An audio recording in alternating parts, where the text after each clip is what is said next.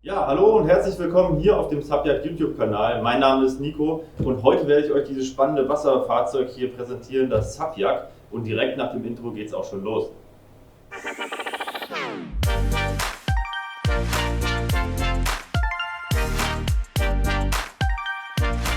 Ja, was ist das Subject überhaupt? Das Subject ist ein aufblasbares Angelkajak bzw. aufblasbares Kajak.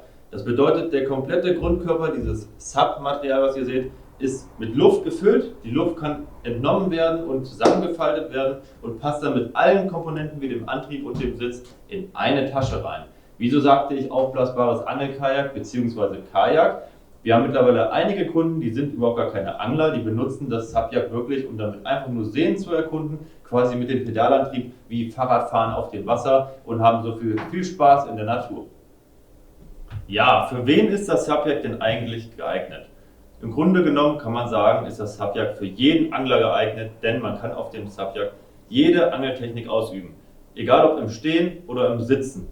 Im Sitzen ist es ideal zum Vertikalangeln oder auch zum Schleppen, denn durch den Tretantrieb kann man Geschwindigkeiten von unter 1 km/h bis hin zu 7, 8 km/h erreichen. Zum Schleppen wäre zum Beispiel 3 km/h ideal, beim Vertikalangeln eher unter 1 km/h. Das Faszinierende dabei ist, der Pedalantrieb ist nahezu geräuschlos. Wir haben selber schon Zander teilweise einen halben Meter unter dem Subject gefangen oder hatten Bisse von Fischen einen halben Meter unter dem Kajak. Wirklich einfach faszinierend. Zudem kann man das Subject im Fluss, im See und im Meer einsetzen. Bedeutet, das Subject ist wirklich salzwassertauglich und kann an Fjorden oder irgendwo an Küstennähen ebenfalls verwendet werden. Allgemein kann man aber auch dazu sagen, ist das Subject für Nicht-Angler super geeignet. Denn es gibt einige unserer Kunden mittlerweile, die mit dem Subject in den Urlaub fahren. Die sind ganz normale Reisende, die gerne an einem Seeurlaub machen mit dem Camping, mit dem Wohnmobil. Und dort ist diese platzsparende, aufblasbare Kajaklösung ideal. Dort kann man dann ganz gemütlich den See erkunden, quasi mit dem Pedalantrieb Fahrrad fahren auf dem Wasser. Haben wir schon einige tolle Videos und Bilder gesehen. Eine super Alternative. Im Allgemeinen lässt sich sagen, jeder, der zu Hause keinen Platz für einen Hartschalenkajak, Kanu oder Boot hat, aber dennoch gerne auf dem Wasser unterwegs ist, egal ob zum Angeln oder nicht Angeln, für den ist das aufblasbare Angelkajak, das Subject, eine super Alternative und empfehlenswert. Einige von euch fragen sich bestimmt, wie der Name Subject denn zustande gekommen ist. Wir haben uns da Folgendes bei gedacht: Der Grundkörper, das ganze aufblasbare Teil, ist im Grunde genommen ein Stand-Up-Paddle, also ein Sub. Und der zweite Teil des Namens, das Jak, stammt von einem Kajak. Hier haben wir die Ableitung aber tatsächlich von einem Angelkajak genommen, denn ein Angelkajak sieht von hier aus ähnlich aus wie dieses Teil, hat auch eine ähnliche Fortbewegungsvariante. Normale Kajaks haben ein Paddel, aber die klassischen Angelkajaks haben auch eine Art Tretantrieb und so ist der Name Subject zustande gekommen. Dann schauen wir uns doch mal gemeinsam das Subject an. Dafür fangen wir am besten mit dem Grundkörper an. Bei dem Grundkörper gibt es da speziell etwas zu sagen zu der Form. Und zwar, die Form ähnelt einem Kajak oder einem Schiff oder einem Boot, ganz traditionell mit einer Spitze, einer hochgezogenen Spitze vorne.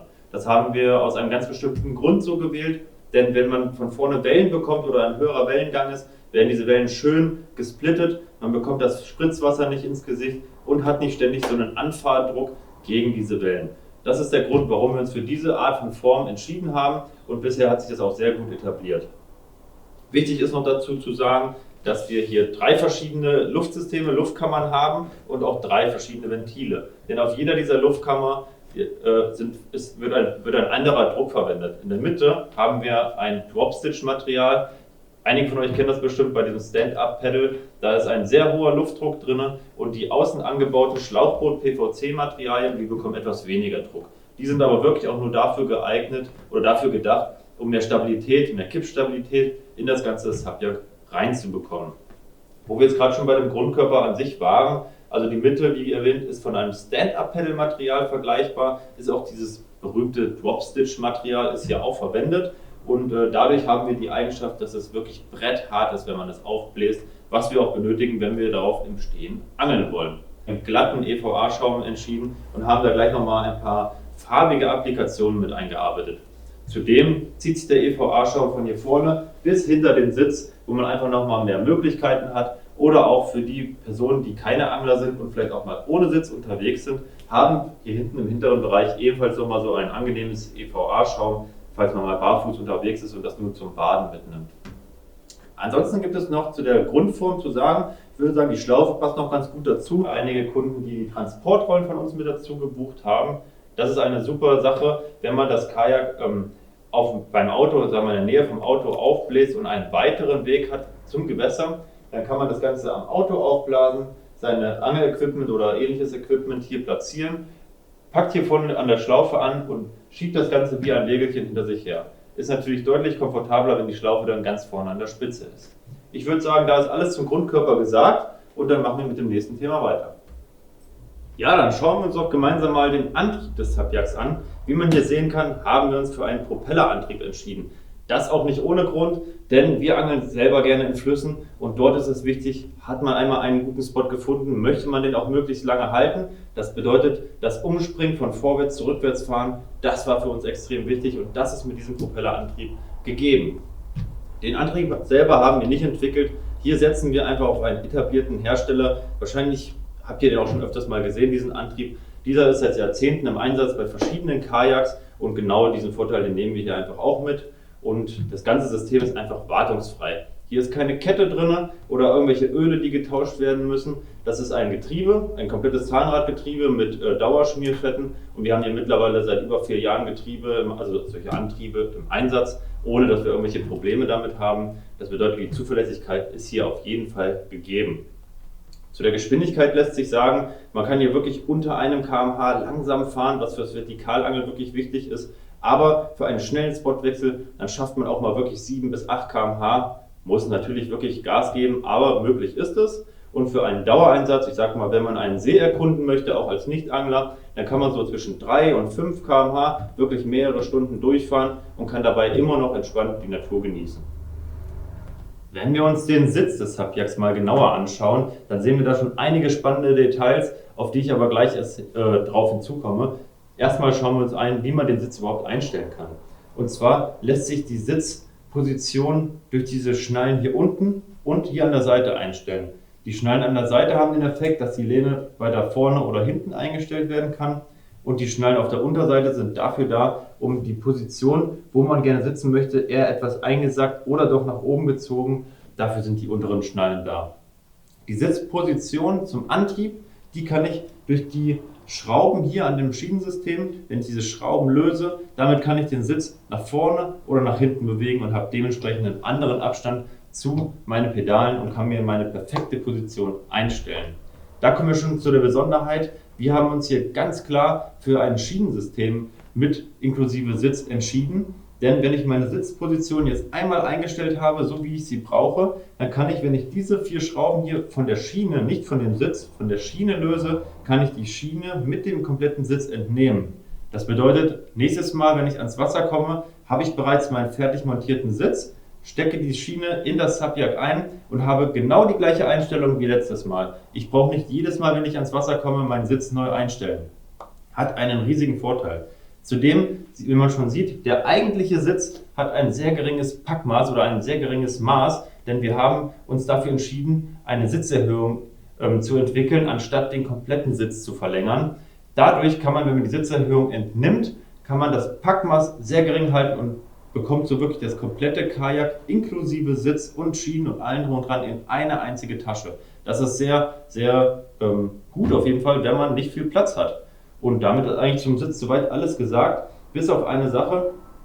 Man kann auf die Sitzerhöhung, die wir entwickelt haben, ein Schienensystem montieren. Das ist ein Zusatz, den man dann eigentlich nur benötigt, wenn man mit dem Echolot angeln möchte oder wenn man noch weiteres Zubehör gerne auf das Sapjak montieren möchte. Da benötigt man irgendwelche Montageteile. Anfangs haben wir diese Montagesachen außen auf diese Schlauchboot-PVC-Sachen geklebt, haben dort aber gemerkt, dass das alles viel zu wackelig ist. Das ist der große Unterschied, warum wir uns dafür entschieden haben, den Sitz und das Schienensystem und eigentlich so gut wie alle Anbauteile auf dem Dropstitch-Material zu montieren. Denn der wirklich kräftige Halt, dieses Brettharte, was man auch ähnlich wie bei einem Hartschalenkajak hat, der kommt von diesem Sub, von diesem Dropstitch-Material. Bedeutet, alles wird an dieser Schiene und an diesem Sitz befestigt und das ist unsere Grundbasis, womit dann alles stabil ist. Denn wer möchte denn einen Echolot haben, das ständig wackelt oder was man beim Angeln festhalten muss, ist nervig und Somit hat man die beste Lösung. Da wir eben schon beim Sitz waren, kommen wir nun direkt zur Lenkung, denn die befindet sich hier direkt an dem Sitz. Und da kommen wir schon mal zu einem sehr hohen Vorteil. Wir haben nämlich hier die Lenkung, ich mache die einmal ab, haben wir hier mit einem Railblazer Adapter montiert. Das bedeutet, dass diese Railblazer Zubehörteile überall auf dem Schienensystem montiert werden können und damit ist es eine individuelle Sache. Jeder kann sich die Lenkung individuell platzieren, wo er das möchte. Mit Erweiterungen, mit Winkelstücken kann diese Lenkung überall platziert werden. Die Lenkung ist sehr direkt, also sobald ich hier nur ein kleines bisschen die Lenkung bewege, bewegt sich hinten auch schon direkt das Klappruder. Und damit würde ich sagen, gucken wir uns hinten direkt auch mal das Klappruder an. Denn hier gibt es nämlich interessante Eigenschaften. Und zwar ist die Ausgangsstellung des Klappruders immer noch unten. Das bedeutet, man muss hier keine Spannung oder ähnliches auf den Bowdenzug aufbauen, sondern hat immer die Spannung nach unten. Sollte man mal aus Versehen gegen einen Stein fahren, klappt das automatisch nach oben und bricht nicht ab. Da kommen wir auch schon zur nächsten Funktion. Und zwar kann man es auch komplett nach oben klappen. Entweder wie ich jetzt hier mit der Hand oder vom Sitz aus mit diesem Seilzug lässt es sich auch nach oben klappen und kann es später hier einrasten. Somit ist der Transport dann zum Auto oder vom Auto zum Wasser problemlos möglich, selbst wenn das Klappruder schon montiert ist. Die Aufnahme des Klappruders ist auch sehr interessant. Man sieht hier, dass es auf einer Montageplatte aufgeschraubt ist und diese Montageplatte ist später sehr interessant für Zubehörsachen, denn mittlerweile haben wir Transportrollen, die man mit dazu kaufen kann oder wir sind gerade am Entwickeln von verschiedenen Ankerfunktionen, die lassen sich hier hinten dann alle schön mit dran platzieren. Ein wichtiges Thema von dem Subjak ist noch der Transport. Wir haben hier 3 verschiedene Transportmöglichkeiten, die sich bei uns bewährt haben. Die erste Transportmöglichkeit, das ist alles auseinanderzubauen und in diese Tasche zu packen. Denn diese Tasche ist, ich sage mal, für das, was man da für ein Resultat hat, eigentlich relativ klein. Es passt eigentlich so gut wie in jeden Keller, in jeden Kofferraum und sogar im Wohnmobil kann man das mitnehmen. Also eine sehr praktische Alternative. Falls einem das Gewicht zu hoch ist in dieser einen Tasche, ist noch eine zweite Tasche dabei, die ist optional und kann man benutzen. Man könnte zum Beispiel den Antrieb in dieser Tasche tragen und den Rest des Subjaks in dieser Tasche. So hat man das Gewicht aufgeteilt. Die zweite Variante, wie man das Subjak transportieren kann, ist auf dem Dachgepäckträger, falls man einen Dachgepäckträger hat. Dabei kann das Subjak komplett aufgeblasen und montiert bleiben und man nimmt nur den Antrieb und macht den in den Kofferraum. Warum macht man den Antrieb in den Kofferraum? Der Antrieb hat einen leichten Tiefgang und der würde natürlich auf dem Dachgepäckträger stören. Deswegen muss mindestens der Antrieb entfernt werden. Aber ansonsten ist das eine sehr praktische Geschichte. Wenn man Platz zu Hause hat und kann das Kajak so einfach lagern, dann muss man das nicht jedes Mal aufblasen und die Luft wieder rauslassen, sondern lässt es wirklich komplett montiert. Die dritte Variante ist ein Mischmasch aus beiden. Man entfernt den Antrieb und die Anbauteile und macht sie zum Beispiel in diese Tasche hinein und das aufblasbare Sub. Da lässt man die Luft raus, klappt es in der Hälfte einmal zusammen und legt das ganze Teil so in den Kofferraum hinten rein. Das sind diese 3 Varianten, die sich für uns bewährt haben und die wir auch wirklich allen empfehlen können. Solltest du dich dafür entscheiden, alles in die Tasche zu packen, dann kann ich dir nur unsere Internetseite empfehlen, denn dort haben wir Online-Anleitungen in verschiedenen Sprachen für den Aufbau, für den Abbau, verschiedene Einstellmöglichkeiten und gerade was die Tasche packen angeht, es gibt eine ganz bestimmte Falttechnik, die extrem wichtig ist, damit du wirklich alles in diese eine Tasche hineinbekommst. Guck dir das dann gerne einmal an und ansonsten ist das eigentlich ein kinderleichtes Spiel. Solltest du dich dazu entschieden haben, dir einen Subjak zuzulegen, dann können wir dir nur empfehlen, dich in unserem Online-Shop nochmal umzuschauen, denn dort haben wir immer verschiedene Pakete zusammengestellt. Da gibt es zum Beispiel die Komfort-Variante, das ist mit einer Sitzerhöhung, oder die Pro-Angler-Variante, da sind bereits schon Routenhalter dabei. Das Sortiment ändert sich immer mal ein bisschen. Schau dich da einfach gerne um und solltest du noch Fragen haben, kannst du diese gerne an uns stellen. Ansonsten bedanke ich mich für das Zuschauen und wenn dir das Video gefallen hat, dann würde ich mich über ein Like sehr freuen. Möchtest du die weiteren Videos nicht verpassen, dann lass uns doch ein Abo da oder aktiviere die Glocke. Ansonsten bis zum nächsten Mal. Ciao!